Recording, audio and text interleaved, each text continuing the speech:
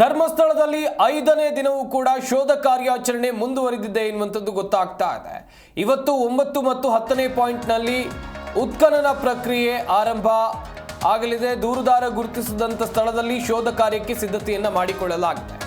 ನೇತ್ರಾವತಿ ಅರಣ್ಯ ಪ್ರದೇಶದಲ್ಲಿ ಈ ಶೋಧ ಕಾರ್ಯಾಚರಣೆ ನಡೆಯುತ್ತೆ. ಪೌರ ಕಾರ್ಮಿಕರಿಂದ ಮತ್ತು ಮಿನಿ ಜೆಸಿಬಿಯನ್ನ ಬಳಕೆ ಮಾಡುವಂತ ಸಾಧ್ಯತೆ ಕಂಡು ಬರ್ತಾ ಇದೆ. ಮೂಳೆ ಅಸ್ಥಿ ಪಂಜರಕ್ಕಾಗಿ ಎಸ್ಐಟಿ ತಂಡ ಕಾರ್ಯಾಚರಣೆಯನ್ನು ನಡೆಸುತ್ತೆ. ಧರ್ಮಸ್ಥಳದ ಸುತ್ತ ಮೃತದೇಹ ಹೂತು ಹಾಕಿದಂಥ ಆರೋಪ ಕೇಸ್ಗೆ ಸಂಬಂಧಿಸಿದಂತೆ ಇವತ್ತು ಕೂಡ ಅಲ್ಲಿ ಉತ್ಖನನ ಕಾರ್ಯ ಅಂತ ಹೇಳಿದ್ರೆ ಅಗೆಯುವಂಥ ಕಾರ್ಯವನ್ನ ಎಸ್ಐಟಿ ಅಧಿಕಾರಿಗಳು ಮಾಡಲಿದ್ದಾರೆ. ಶೋಧ ಕಾರ್ಯಾಚರಣೆ ನಡೆಯುತ್ತೆ. ಇವತ್ತು ಕೂಡ ನೇತ್ರಾವತಿ ಅರಣ್ಯ ಪ್ರದೇಶದಲ್ಲಿ ಇವತ್ತು ಶೋಧ ಕಾರ್ಯಾಚರಣೆ ನಡೆಯಲಿದೆ ಎನ್ನುವಂಥದ್ದು ಗೊತ್ತಾಗ್ತಾ ಇದೆ.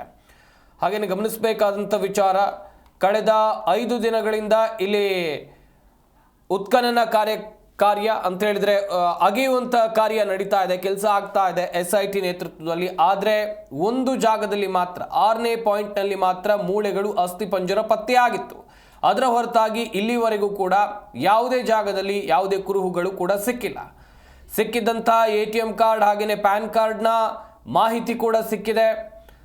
ಹಾಗೆಯೇ ಇವತ್ತು 9 ಮತ್ತು 10ನೇ ಜಾಗದಲ್ಲಿ ಏನು ಪಾಯಿಂಟ್ ಮಾಡಿದಾನಲ್ಲ, ದೂರುದಾರ ಗುರುತು ಮಾಡಿದಂಥ ಜಾಗ ಇದೆಯಲ್ಲ, ಅಲ್ಲಿ ಉತ್ಖನನ ಕಾರ್ಯ ಆರಂಭ ಆಗುತ್ತೆ ಎನ್ನುವಂಥದ್ದು ಗೊತ್ತಾಗ್ತಾ ಇದೆ. ಇವತ್ತು ನೇತ್ರಾವತಿ ಅರಣ್ಯ ಪ್ರದೇಶದಲ್ಲಿ ನಡೆಯಲಿರುವಂಥ ಶೋಧ ಕಾರ್ಯ ಪೌರ ಕಾರ್ಮಿಕರಿಂದ ಮತ್ತು ಮಿನಿ ಜೆಸಿಬಿ ಬಳಕೆ ಮಾಡುವಂಥ ಸಾಧ್ಯತೆ ಇದೆ. ಮೂಳೆ ಅಸ್ಥಿಪಂಜರಕ್ಕಾಗಿ ಎಸ್ಐಟಿ ತಂಡ ಕಾರ್ಯಾಚರಣೆಯನ್ನ ಇವತ್ತು ನಡೆಸಲಿದೆ. ಕಾದು ನೋಡಬೇಕು ಏನಾಗಬಹುದು ಅಂತೇಳಿ. ಧರ್ಮಸ್ಥಳದ ಸುತ್ತ ಮೃತದೇಹಗಳನ್ನು ಹೂತು ಹಾಕಿದ ಆರೋಪ ಕೇಸ್ ವಿಚಾರಕ್ಕೆ ಸಂಬಂಧಿಸಿದಂತೆ ಅನಾಮಧೇಯ ವ್ಯಕ್ತಿ ಕೊಟ್ಟಂತ ದೂರಿನ ಆಧಾರದ ಮೇಲೆ ತನಿಖೆಯನ್ನು ಚುರುಕುಗೊಳಿಸಿದ್ದಾರೆ ಅಧಿಕಾರಿಗಳು. ಈಗಾಗಲೇ ತನಿಖೆ ತೀವ್ರಗತಿಯಲ್ಲಿ ಸಾಗ್ತಾ ಇದೆ. ಇವತ್ತು ಗಮನಿಸ್ತಾ ಹೋಗೋದಾದ್ರೆ 9 ಮತ್ತು 10ನೇ ಪಾಯಿಂಟ್ನಲ್ಲಿ ಉತ್ಖನನ ಕಾರ್ಯ ಆರಂಭ ಆಗಲಿದೆ. 9ನೇ ಪಾಯಿಂಟ್ನಲ್ಲಿ ಏನಾದರೂ ಸಿಗಬಹುದಾ? ಒಂದಷ್ಟು ಸಂಶಯಗಳು ಈ 9ನೇ ಪಾಯಿಂಟ್ ಮೇಲೆ ಇದೆ. ದೂರುದಾರ ಹೇಳಿರುವಂಥ ಪ್ರಕಾರ, ಆತ ಕೊಟ್ಟಿರುವಂಥ ಮಾಹಿತಿ ಪ್ರಕಾರ ಕೆಲವೊಂದಿಷ್ಟು ಜಾಗಗಳನ್ನು ಮೊದಲೇ ಆಗಿರಿ ಅಂತೇಳಿ. ಈ ಬಗ್ಗೆ ಇನ್ನಷ್ಟು ಮಾಹಿತಿಯನ್ನು ಕೊಡ್ತಾರೆ ನಮ್ಮ ಪ್ರತಿನಿಧಿ ಶಂಶೀರ್ ಬುಡೋಳಿ. ದೂರವಾಣಿ ಸಂಪರ್ಕದಲ್ಲಿ ಜಾಯ್ನ್ ಆಗ್ತಾ ಇದ್ದಾರೆ. ಶಂಶೀರ್, ಇವತ್ತಿನ ಉತ್ಖನನ ಕಾರ್ಯ ಎಷ್ಟೊತ್ತಿಗೆ ಆರಂಭ ಆಗುತ್ತೆ? 9 ಮತ್ತು 10ನೇ ಪಾಯಿಂಟ್ ಎನ್ನಲಾಗ್ತಾ ಇದೆ. ಸ್ಥಳದಲ್ಲಿನ ಮಾಹಿತಿಯನ್ನು ಕೊಡ್ತಾ ಹೋಗೋದಾದ್ರೆ ಶಂಶೀರ್. ಸಂಪತ್ತು, ಇವತ್ತು ಶನಿವಾರ, ಇವತ್ತು ಎಸ್ಐಟಿ ತಂಡದ ಕಾರ್ಯಾಚರಣೆ ಕೆಲ ನಿಮಿಷಗಳಲ್ಲಿ ಆರಂಭವಾಗುತ್ತೆ. ಈಗಾಗಲೇ ಪಿಲ್ಸನಡಿಯ ಎಸ್ಐಟಿ ಕಚೇರಿಯಲ್ಲಿ ಎಲ್ಲ ಒಂದು ಪ್ರಕ್ರಿಯೆಗಳನ್ನ, ಅದಕ್ಕೆ ಬೇಕಾದಂತಹ ಸಿದ್ಧತೆಗಳನ್ನ ಮಾಡ್ತಾ ಇದ್ದಾರೆ. ಬಿಗಿ ಪೊಲೀಸ್ ಬಂದೋಬಸ್ತಿನಿಂದ ಅಲ್ಲಿಂದ ಧರ್ಮಸ್ಥಳದ ನೇತ್ರಾವತಿ ನದಿ ಬ್ರಿಡ್ಜ್ ಇರುವಂತಹ ಸಮೀಪದ ನೇತ್ರಾವತಿ ಅರಣ್ಯ ಪ್ರದೇಶಕ್ಕೆ ಎಸ್ಐಟಿ ತಂಡ ಈಗಾಗಲೇ ಆಗಮಿಸುತ್ತೆ, ಕೆಲ ಕ್ಷಣಗಳಲ್ಲಿ ಆಗಮಿಸುತ್ತೆ.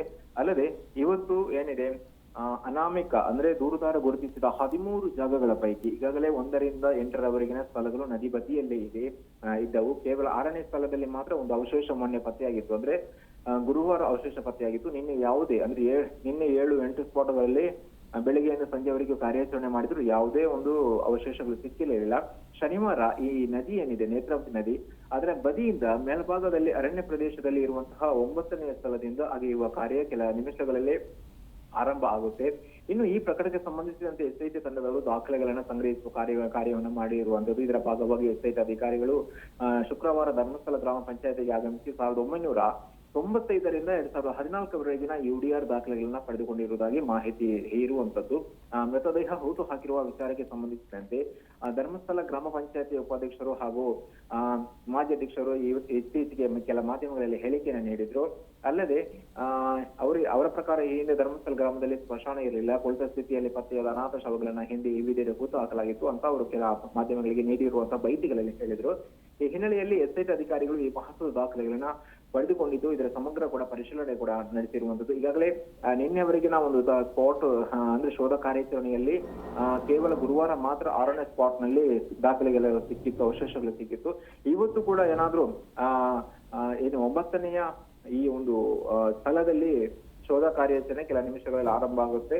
ಅದರಲ್ಲಿ ಏನಾದ್ರೂ ಅವಶೇಷಗಳು ಅಥವಾ ಏನಾದ್ರೂ ಅಲ್ಲಿನ ಏನಾದ್ರೂ ಸಾಕ್ಷಿ ದೊರೆಯಬಹುದು ಎಂಬ ನಿರೀಕ್ಷೆ ಕೂಡ ಇರುವಂತದ್ದು. ಹೀಗಾಗಿ ಸ್ವಲ್ಪ ಕುತೂಹಲ ಇವತ್ತಿನ ಶೋಧ ಕಾರ್ಯಾಚರಣೆ ಮೇಲೆ ಇರುವಂತದ್ದು. ಸಂಪಾದ ಶಂಶೀರ್, ಇನ್ನೊಂದು ಕಡೆಯಲ್ಲಿ ಈ ದೂರುದಾರ ಒಂದಷ್ಟು ಜಾಗಗಳನ್ನು ಪರ್ಟಿಕ್ಯುಲರ್ಲಿ ಗುರುತಿಸಿದ್ದ, ಇದೇ ಜಾಗದಲ್ಲಿ ನೀವು ಆಗಿದ್ರೆ ಖಂಡಿತವಾಗ್ಲೂ ಸಿಕ್ಕೇ ಸಿಗುತ್ತೆ ಎನ್ನುವುದಾಗಿ. ಆ ಜಾಗ ಇವತ್ತಿನ ಲಿಸ್ಟ್ನಲ್ಲಿ ಇದೆಯಾ ಹೇಗೆ ಶಂಶೀರ್? ಹೌದೌದು, ಮುಖ್ಯವಾಗಿ ಕೆಲವರ ಅಂದ್ರೆ ಒಂದು ಮಾಹಿತಿ ಪ್ರಕಾರ ಈ ಸ್ಪಾಟ್ಗಳಲ್ಲಿ ಇಲ್ಲಿ ತುಂಬಾ ಇರಬಹುದು, ಅವಶೇಷಗಳು ಇರಬಹುದು, ಈ ತರ ಒಂದು ನಿರೀಕ್ಷಣೆ ಅದು ಕೂಡ ಹಿಂದಿನ ಸ್ಪಾಟ್ಗಳಲ್ಲಿ ಇರುವಂತದ್ದು. ಹೀಗಾಗಿ ಇದು ನದಿ ಮೇಲ್ಭಾಗದಲ್ಲಿ ಇರುವಂತದ್ದು. ಈ ನಿನ್ನೆವರೆಗಿನ ಪ್ಲೇಸ್ ನಿನ್ನೆ ಎಲ್ಲ ಆಗಿತ್ತು, ಅದು ನದಿದ ಏನು ನೇತ್ರಾವತಿ ನದಿ ಹರಿತಾ ಇರುವ ಪಕ್ಕದಲ್ಲಿ, ನದಿ ತಟದಲ್ಲಿ ಅಂತ ಹೇಳ್ಬೋದು. ಇವತ್ತು ಸ್ವಲ್ಪ ನದಿ ಮೇಲ್ಭಾಗದಲ್ಲಿ ಗುಡ್ಡ ಇರುವ ಅರಣ್ಯ ಪ್ರದೇಶ, ಅದು ಗುಡ್ಡದಲ್ಲಿ ಇರುವಂತದ್ದು. ಹೀಗಾಗಿ ಅಲ್ಲಿ ಏನಾದ್ರೂ ಸಾಕ್ಷಿ ದೊರೆಯಬಹುದು ಎಂಬಂತ ನಿರೀಕ್ಷೆ ಇರುವಂತದ್ದು. ಸಂಪರ್ಕ. ಥ್ಯಾಂಕ್ ಯು ಶಂಶೀರ್ ತಮ್ಮೆಲ್ಲ ಡೀಟೇಲ್ಸ್ಗಾಗಿ. ಗಮನಿಸ್ತಾ ಹೋಗೋದಾದ್ರೆ ಇವತ್ತು ಮತ್ತೆ ಶೋಧ ಕಾರ್ಯ ಆರಂಭ ಆಗುತ್ತೆ. 5ನೇ ದಿನದ ಶೋಧ ಕಾರ್ಯಾಚರಣೆ. ಇಲ್ಲಿ ಒಂದಷ್ಟು ವೆರಿ ಇಂಪಾರ್ಟೆಂಟ್ ಅಂತ ಹೇಳಿದ್ರೆ, ದೂರುದಾರ ಇದೇ ಜಾಗದಲ್ಲಿ ನೀವು ಅಗಿರಿ ಅಂತೇಳಿ ಒಂದಷ್ಟು ಗುರುತು ಮಾಡಿದಂಥ ಜಾಗ ಇದೆಯಲ್ಲ, ಅಲ್ಲಿ ಇವತ್ತು ಅಗೆಯಲಾಗುತ್ತೆ. ಅದು 6, 9 ಹಾಗೇನೆ ಮತ್ತೊಂದು ಪಾಯಿಂಟ್. ಇವತ್ತು ಅದನ್ನು ಅಗೆಯುವಂಥ ಕೆಲಸ ಆಗುತ್ತೆ. ಒಟ್ಟಿನಲ್ಲಿ ಗಮನಿಸ್ತಾ ಹೋಗೋದಾದರೆ ಇಲ್ಲಿ ತನಕ ಅಗ್ದಿರೋದು 7 ಜಾಗಗಳನ್ನು, 7 ಪಾಯಿಂಟ್ಗಳನ್ನು ಅಗೆಯಲಾಗಿದೆ. ಅದರಲ್ಲಿ 1ರಲ್ಲಿ ಮಾತ್ರ ಮೂಳೆಗಳು ಪತ್ತೆಯಾಗಿರೋದು. ಇನ್ನುಳಿದ ಯಾವುದರಲ್ಲೂ ಕೂಡ ಏನೂ ಕುರುಹುಗಳು ಪತ್ತೆಯಾಗಿಲ್ಲ.